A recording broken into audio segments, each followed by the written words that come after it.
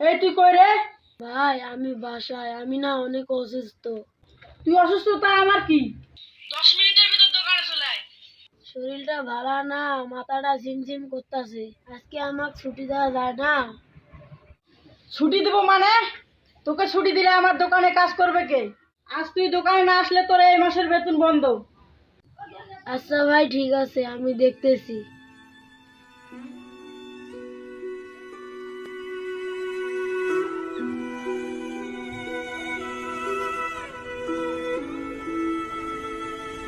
শরীরটাও ভালো না, না গেলে এ মাসের বেতনটাও দিবে না। কি করি? না, চলেই যাই, কষ্ট হলেও যাই। মন্ডল মনে মনে ভাবতেছে সে যদি আজকে দোকানে না যায় তাহলে তার এই মাসের বেতন দিবে না, আর বেতন না দিলে এই মাসের সংসার চলবে না, ঔষধপাতি কেনা হবে না। ভাবতে ভাবতে সে তার ভাঙ্গা সাইকেলটি নিয়ে দোকানের দিকে রওনা হয়।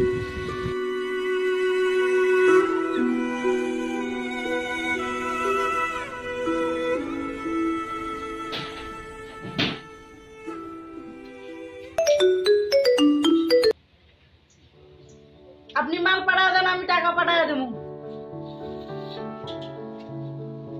ফিরে তোকে মোবাইল করে ডেকে আনতে হয়? ভাই সত্যি জ্বরের জন্য আমার মাথা ব্যথা করছিল, তাই আসতে চাইছিলাম না। যা হয়েছে কাজ কর।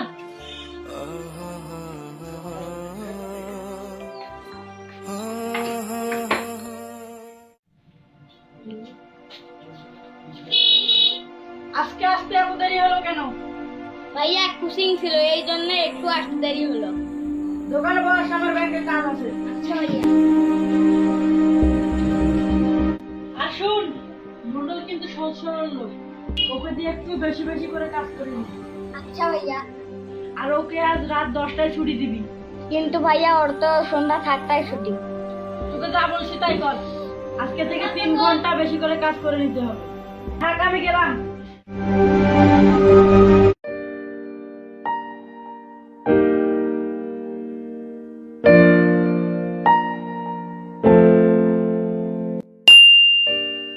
ভাই আমার বাসায় যাওয়ার সময় হয়ে গেছে, আমি এখন চলে যাই। এই এখন তো সন্ধ্যা 7টা বাজে, বাসায় যাওয়ার সময় হয়ে গেছে মানে? ভাই আমার তো সন্ধ্যা 7টায় ছুটি। ভাইয়া বলেছে আজ থেকে তো রাত 10টায় ছুটি। ভাই দুপুরে বাসায় ভাত ছিল না, খেয়ে এসেছি, বাসায় গিয়ে খরচ করতে হবে। বলতেছি না আজ থেকে তো রাত 10টায় ছুটি, এটাই ফাইনাল কথা। যা কাজ কর।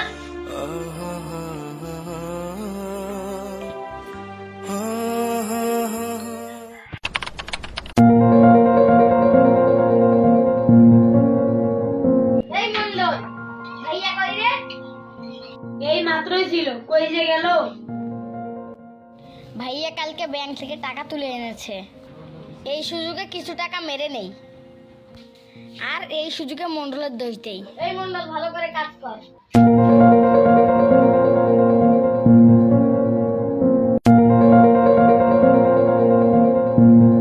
এই আমি চলে গেলাম।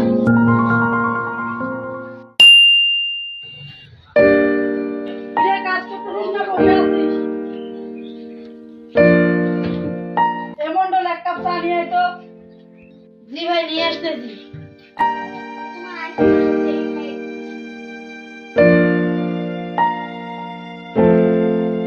কি ব্যাপার, এখানে টাকা ছিল 10,000, 9,000 আছে, 1,000 গেল কই? এ মন্ডল, চা আনতে গেলি নাকি রে? ভাই এদিকে আয়।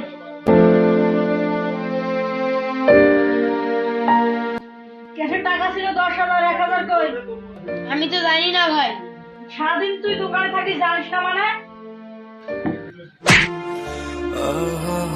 তোর আর এই দোকানে স্থান নাই, ছোট লোক।